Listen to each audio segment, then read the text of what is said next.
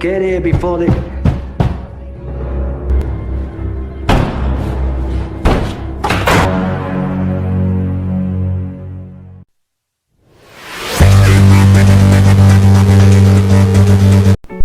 Assalamualaikum warahmatullahi wabarakatuh.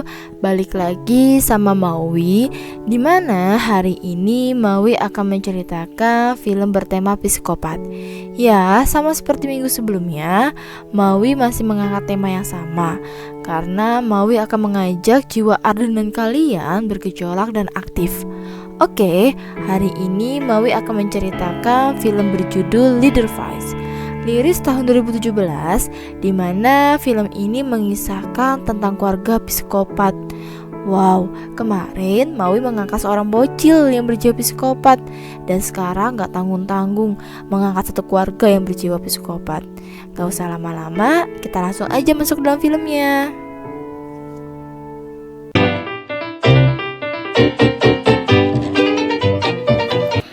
Dah, ketemu lagi sama Maui Channel.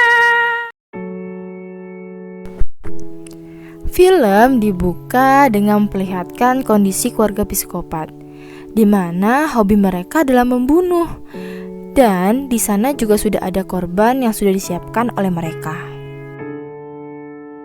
Happy birthday to you. Ya, sebelum itu kita kenalan dulu sama ibu dari keluarga ini, yaitu Verna.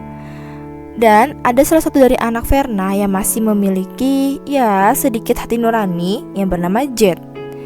Dan film ini akan fokus pada kisah Jet. Jet, go! Go!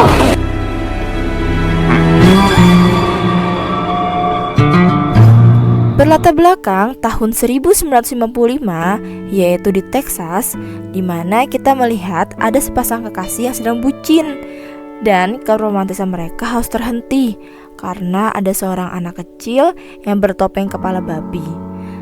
Dan anak perempuan tersebut mengikutinya sampai ke tempat sebuah gubuk, di mana perempuan tersebut kena jebakan yang dipasang di gubuk itu. Done good, Jed. Looks like... Ya, ternyata itu semua ulah anaknya Verna, di mana mereka semua langsung menjatuhkan mesin mobil ke tubuh perempuan tersebut. Dan otomatis perempuan tersebut tewas dengan tubuh yang mengenaskan. Tanpa diduga, ternyata perempuan itu adalah anak dari kepala kepolisian yang bernama Hartman. Karena dia marah melihat tubuh anaknya yang hancur, membuat Hartman ingin memenjarahi anak tertua dari Verna. Walaupun sebenarnya belum ada bukti yang kuat, karena Hartman hanya menemukan mayat di gubuk miliknya keluarga Verna. Tak lama kemudian, Verna datang untuk meminta melepaskan anaknya. Tetapi Hartman tidak mau, karena keluarga Verna sudah membunuh anaknya. Maka Hartman berjanji akan membawa salah satu anaknya Verna. Take one of mine, and I'll take all yours, Verna. 10 tahun kemudian, akhirnya Jet dikirim ke penitipan anak, yang dimana anak-anak tersebut memiliki keluarga yang berlatar belakang mengalami kasus kriminal. Dan anak-anak yang tinggal di sana, masing-masing dari mereka memiliki nama baru, agar keluarga mereka tidak mengenalinya. Setelah 10 tahun, Verna kembali ke tempat penitipan anak dengan membawa pengacara agar dia bisa membawa Jet pulang. Tetapi kepala yayasan tidak meng-ACC permintaan Verna, karena semua anak yang sudah berganti nama membuat kepala yayasan tidak bisa mengenalinya. Mandy be transferred to prison. You're a bastard. Hillbilly trash. Karena permintaannya ditolak, akhirnya Verna membuat masalah dengan membunyikan alarm keamanan. Tetapi usahanya tidak membuahkan hasil. Said, lock it down. Alarm keamanan yang sudah dinyalakan membuat para pasien menggila, dan mereka mencoba untuk kabur dari tempat itu. Di lain sisi, ada seorang yang berbadan tinggi dan gempal yang kedua tangannya diikat oleh penjaga. Orang itu bernama Bud. Ketika para penjaga lengah, Bud berusaha melepaskan ikatannya. Usahanya Bud berhasil. Tanpa menunggu lama, Bud langsung menyerang penjaga tersebut sampai tidak sadarkan diri. Setelah itu, Bud pergi ke tempat kepala yayasan dan dia langsung menyerang kepala yayasan dengan membenturkan kepalanya ke kaca sampai kepalanya tertancap pecahan kaca.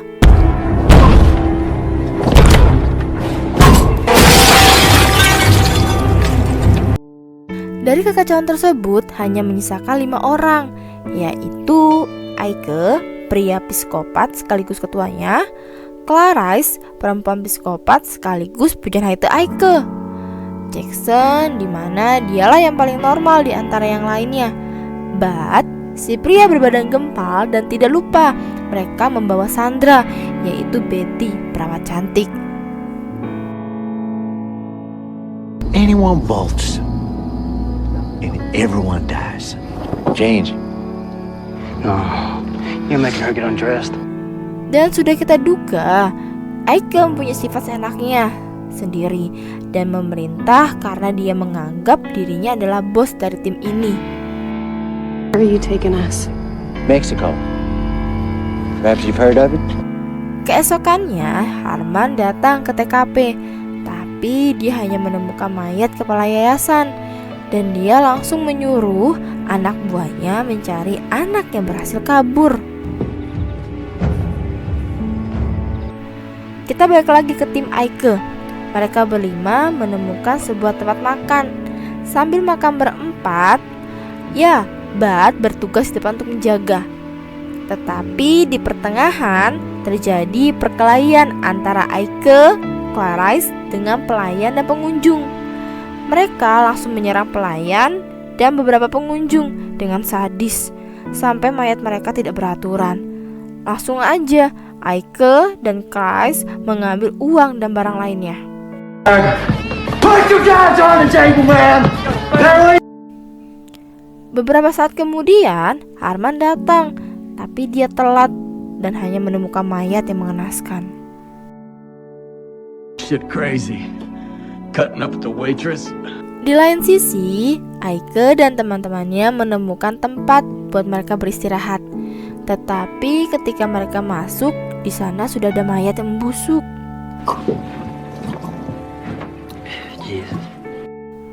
Malam pun tiba. Ketika semua orang sudah tertidur, Betty berusaha kabur. Tetapi rencana tersebut gagal karena sudah ada Aike di belakang Betty. Tetapi ketika Aike ingin menghajar Betty, muncul Jackson yang membela Betty. Perkelahian pun terjadi. Tetapi Clarice dan Bud datang untuk memisahkan mereka. Dan Clarice mengancam akan membunuh Betty apabila Betty berusaha untuk kabur lagi. Karena merasa kesal, Aike marah kepada Bud karena tidak becus dalam menjaga. Bahkan Aike menghina Bud karena kebodohannya itu. Bud yang memiliki sikap yang sensitif membuat emosi Bud muncul. Dan Bud langsung memukul kepala Aike, menyeretnya, bahkan menaruh kepalanya di atas batu dan menginjaknya sampai kepalanya pecah.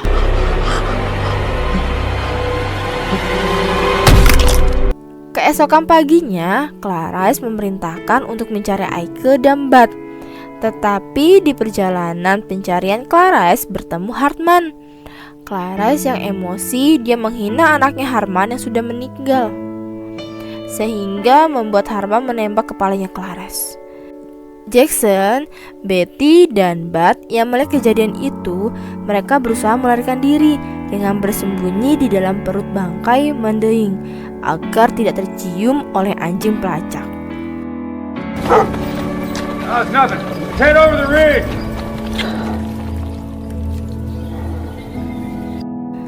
Setelah kepergian polisi, mereka segera membersihkan di sebuah sungai.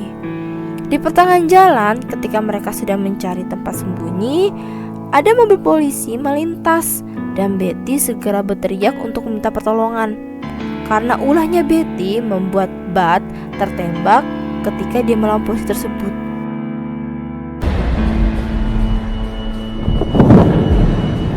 Jackson yang melihat itu sontak langsung marah, dan ekspresi Jason yang awalnya baik, tenang, berubah menjadi beringas. Dia langsung memukul polisi dan menaruh kepala polisi itu di pintu mobil untuk dijepit sampai tewas. Ketika dalam mobil, Jackson langsung marah Betty karena kalau dia tidak memanggil polisi, maka Bud masih hidup. Di pertengah pertengkaran mereka, datanglah Hartman. Dan Hartman langsung menembak mobil Jackson, di mana peluru itu menyerempet mukanya Jackson, membuat mukanya Jackson mengerikan. Tidak hanya itu, karena kehilangan fokus, akhirnya mobil Jackson terguling. Hartman langsung membawa Jackson dan Betty ke tempat di mana anaknya tewas. Tanpa disangka, ternyata Jackson adalah Jet yang dibawa oleh Hartman ke penitipan anak. Karena balas dendamnya Hartman kepada keluarga Verna, Hartman sengaja mengundang seluruh keluarganya Verna untuk menyaksikan kematiannya Jet. Tetapi kondisi berbalik, di mana Hartman lah yang tertangkap di tangan keluarganya Verna. You all right down there? Karena Verna sudah mengetahui bahwa Jackson adalah anaknya yang tersayang, akhirnya Verna menjahit mukanya Jackson dengan penuh kasih sayang. Dan Verna juga memasang pengikat di wajahnya Jet. Sudah benar-benar seperti psikopat.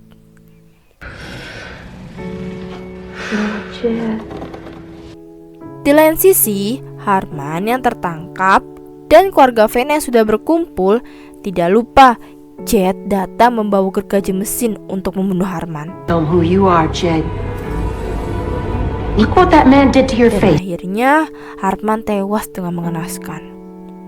Kesempatan itu tidak disia-siakan oleh Betty untuk melarikan diri. Dan Jet langsung mengejarnya sambil membawa gergaji mesin.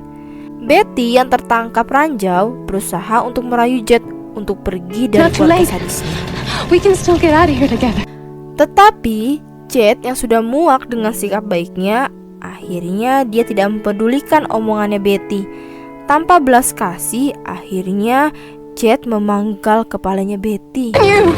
It's a crazy mother! Setelah semuanya berakhir, Jackson mengkuliti wajahnya Betty dan menjahit untuk menjadi topengnya.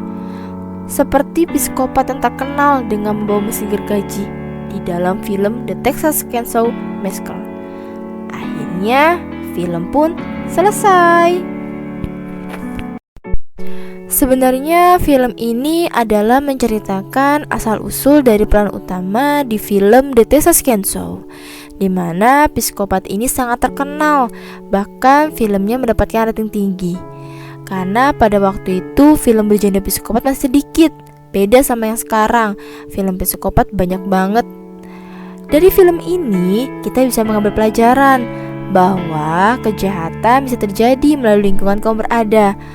Dan walaupun lingkungan kita buruk, tetaplah menggunakan akal sehat kita dan hati nurani. Oke, Maui Channel pamit, sampai jumpa minggu depan. Wassalamualaikum warahmatullahi wabarakatuh. Bye-bye.